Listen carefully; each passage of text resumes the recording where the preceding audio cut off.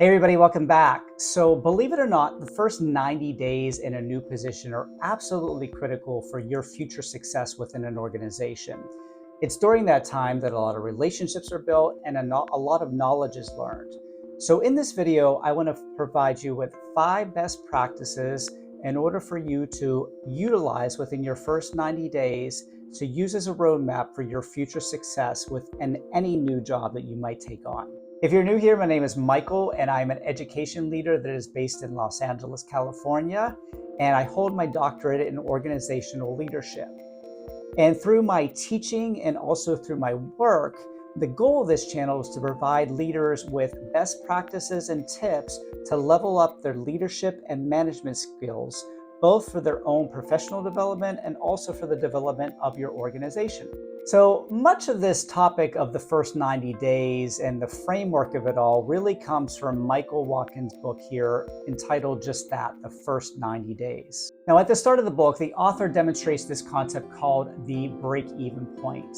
And the break-even point is really when you go from being a consumer to being a value-added member of your organization. So at the start, when you come new into an organization as a new leader, you're undoubtedly going to be a consumer of that information within the organization. And it isn't until a moment in time or a point in time once you're in the organization for a while that you begin to create value within that organization. Now, from his research of the author of the book, Michael Watkins, he found that on average, it takes about 6.2 months to reach that break-even point. Now, it doesn't sound like a lot of time, but depending upon your job and depending upon the goals and objectives of the organization, that can really be a lot of time for a lot of lost time for meeting specific organizational goals and objectives. So that really leads me to the question of what can we do to help expedite that break-even point? And it's in these 5 best practices that I'm going to share with you today that can help you level up your skills so that you can reach that break-even point even more quickly. So best practice number 1 is all about accelerating your learning. Now, obviously, when you're new to an organization, you're going to want to learn about it as much as you possibly can and as quickly as you can. And this will mean learning things about policies, about procedures, about just the workflow of the organization, and also the culture and the political landscape of the organization. Now, I feel like those last 2 from my own personal experience are absolutely more vital than anything, really getting to know the culture and how the organization functions in that realm, and also all the politics that unfortunately invade our workspace. Getting to know those are absolutely essential. And so when you come new into an organization, it's really important that you have a systemized routine that you go about consuming that information and learning about that information within the organization as quickly as possible. So practice number 2 is about securing early wins. And now when you secure early wins, you're going to build credibility, and you're also going to build momentum around you within the organization. And when you create momentum around you, undoubtedly you're going to feel that good things are happening for you within the organization. So when you come new into the organization, it's absolutely vital to build credibility. And so a couple ways you can build credibility within the organization is create value in some area of the organization or help improve business processes or practices within your organization. And when you do so, that momentum will spiral in your direction and in your favor that will help you expedite reaching that break-even point even more quickly. Practice number 3 is all about negotiating success. So when you come new into an organization, you're going to want to find best practices to help you navigate working with your boss and managing his or her expectations.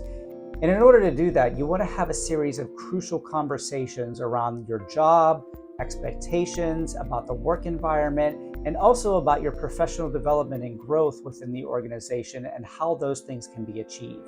So practice number 4 is all about creating coalitions. Much of your success within an organization is going to depend on how much influence you could have on those outside of your direct line of control. Now, it's really important because of this to build internal and external individuals that you can lean on in order to build credibility for yourself and also for what you're doing within the organization in terms of reaching goals and objectives. So it's really important in the first 90 days to build a network around you of people to counsel you and to guide you due to their past experience within the organization. And then practice number 5 is all about keeping a good balance. So here you want to find equilibrium and you want to have a sense that you're making good judgments. You don't want to feel isolated and you don't want to make too many bad judgment calls within your first 90 days within an organization.